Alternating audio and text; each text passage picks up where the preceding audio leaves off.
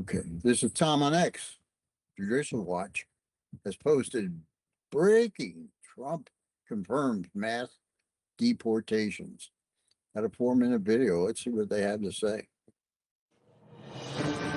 All right, there's a bit of breaking news. What is going on with the national emergency plan that may be part of the mass deportation policy? Trump is confirming that he will use it for mass deportation. And it is our very next guest, Tom Fenton, who heads up Judicial Watch, who broke the news 10 days ago. He posted it on Truth Social. Tom, great to have you in with us. So there are these reports you posted about that he will use military assets to reverse the mass the Biden invasion, and he wrote back true. So where does it stand right now, and what will it look like? Kind of walk us through it. Well, I was summarizing news reports. I didn't have any special insight. Obviously, I knew President Trump had actually promised to do that. And the first question is it a national emergency? Does anyone dispute the invasion isn't a national emergency? Look at that courtroom scene you just highlighted today. Yes. Americans being killed by legal alien invaders, cities being torn apart, economies being ruined, our national security being harmed. And it's got to be a whole of government approach if you're going to engage in the protection of America from tens of millions of invaders enabled and encouraged by the Biden-Harris administration. Okay, so but specifically, it's the alien military assets. Yes, and this Alien Enemies Act that he could use, and many say they hope he does use. To what you just said, are all the byproducts of an open border, the destruction of lives, families, economic, and also our national security. And also, I never want to forget the 320,000 missing children that have been sex trafficked that Democrats don't want to talk about. But invoking the Alien Enemies Act of 1798, that is what some say he may actually be able to do and has every right to do so, Tom. Okay, so what they're talking about, this 1798 was an action that was taken, and it was to protect the border, mostly from Canada, the French coming down to attack the British. So they're going to reopen this, and it's quite a well-written act, but it's, like I said, it's very old. So it has to be updated. But unfortunately, I don't think the American people will put up with American troops on one side of the river shooting people as they come across. So we're going to have some kind of containment. Let's see where they're going with this. So, you know, as far as your legal background, what do you think technically could be happening? Well, I'll warn you, I'm not a lawyer, but we've been traveling to the border repeatedly. Our team at Judicial Watch, we've been analyzing these issues for 2 decades, 3 decades here at Judicial Watch. Right. The president can do three words, can close the border and secure the country. Directed at the defense secretary, it's secure the border. The military knows how to secure borders.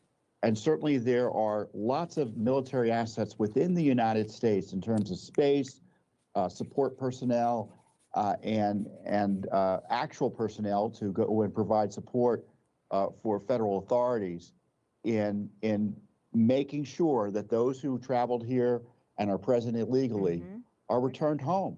That's right. You know, and there's also it's a basic, cartels. who opposes it? You know, we all learn in school, no cuts. They cut the line and they need to be sent back home. Well, and also there's the question about just taking these cartels and labeling them as terrorist organizations. This is a human trafficking operation, the likes of which the world has never seen. Okay.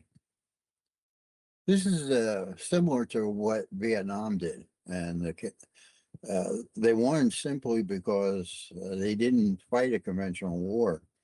And if you notice that it's not conventional crossings now. We have a lot of young military age people mixing in with children and women and families. And they push them out first. And then they come out and ford the river or cross the road or whatever their obstacle is. But they always have the children and the families and the women out front. And then you have these huge groups of military age men.